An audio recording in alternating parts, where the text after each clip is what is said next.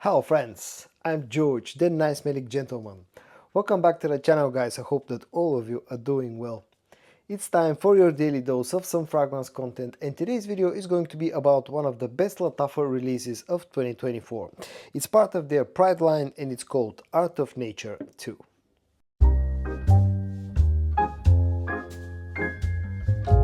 Art of Nature 2 from Lattafa is a very good clone of PDM Althair, and I'm going to go ahead and tell you this right from the beginning of the video, but I really like this fragrance. First of all though, a very quick look at the packaging and the presentation.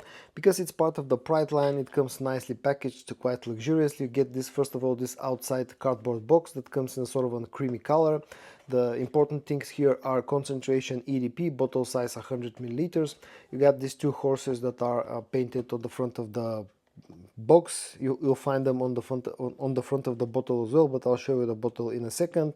And inside here you'll get a secondary box and this is an up and close look at the bottle of Art of Nature 2. As I said, these two horses up front are pretty much the same ones that you'll find on the box itself. You got some detailing here. The sides of the bottle are actually transparent and you can see the level of your juice. Also the caps are quite interesting. They're mainly made out of plastic, but this outside part is actually metal, and the caps are snug fit and have somewhat of a heft. The whole bottle has quite a bit of heft as well.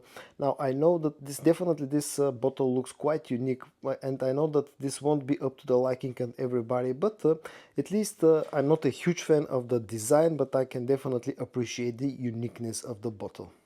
I'm going to show you the sprayer of Art of Nature 2 in action before I actually talk about the scent itself.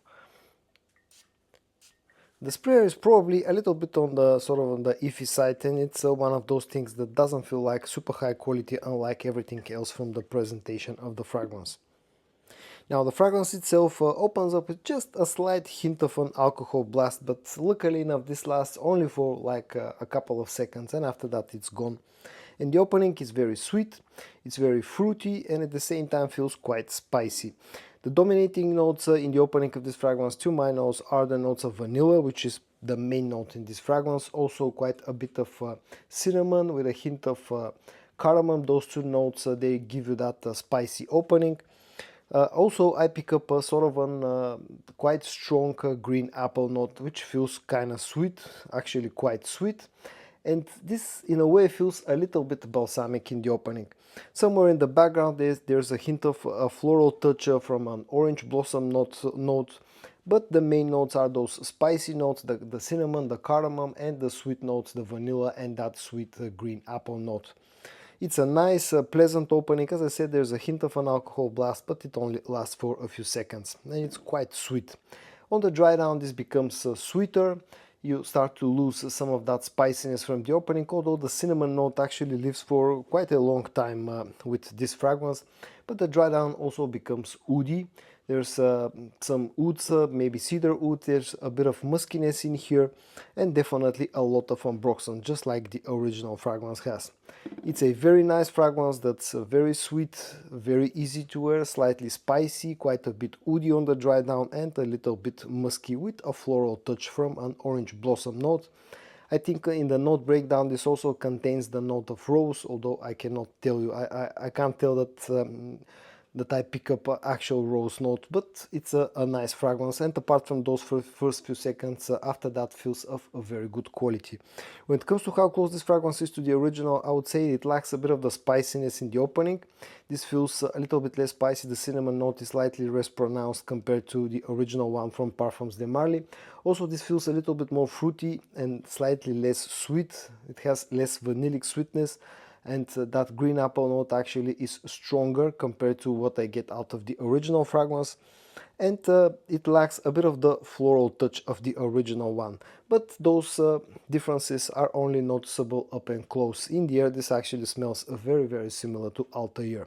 When it comes to performance, I've been getting, it's a good performing fragrance, in fact quite a strong fragrance. I've been getting somewhere between 8 and 9 hours of performance out of it, which in my books is a good strong performing scent. Projection is not super loud, it's above average projection, but it's not super strong. And I've been getting about an hour and a half, maybe up to 2 hours of above moderate projection. So again, performance wise, this fragrance is a good performer. Price wise, I personally paid around about 60 euros, slightly less than 60 euros. I think it was 58 euros to get it, which is a little bit more on the pricey side, but nowadays it seems that the good clones of Altair tend to be quite expensive.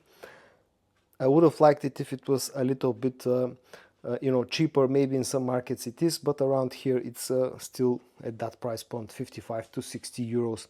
Versatility wise, it's a cold weather scent, but because it has slightly less spiciness and slightly less vanillic sweetness compared to the original one, this is probably maybe slightly more versatile, and you can probably get away with this one in warm weather as long as you don't go too heavy on the sprayer.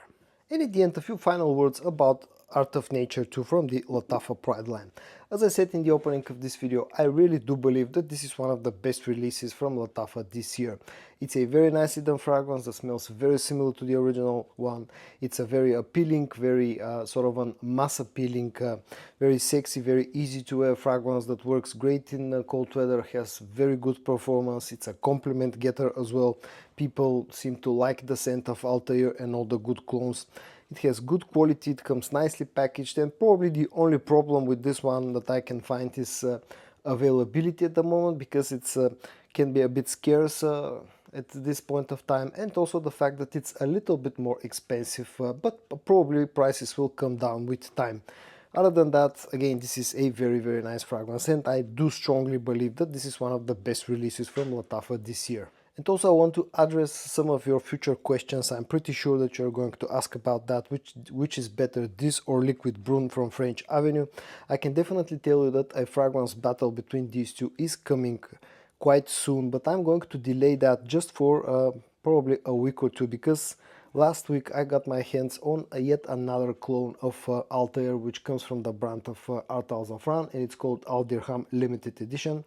And because I want to give this fragrance enough time to open up and show its full potential, I'm going to delay this fragrance battle between the three of them. I also know that I think Armaf also have made a clone of Altair, but I don't have that one. So at this point in time, in the near future, a fragrance battle between all these three bad boys is definitely coming up. So I'm not going to tell you right now which is better. You're going to have to wait for a couple of weeks, and then you're going to find out.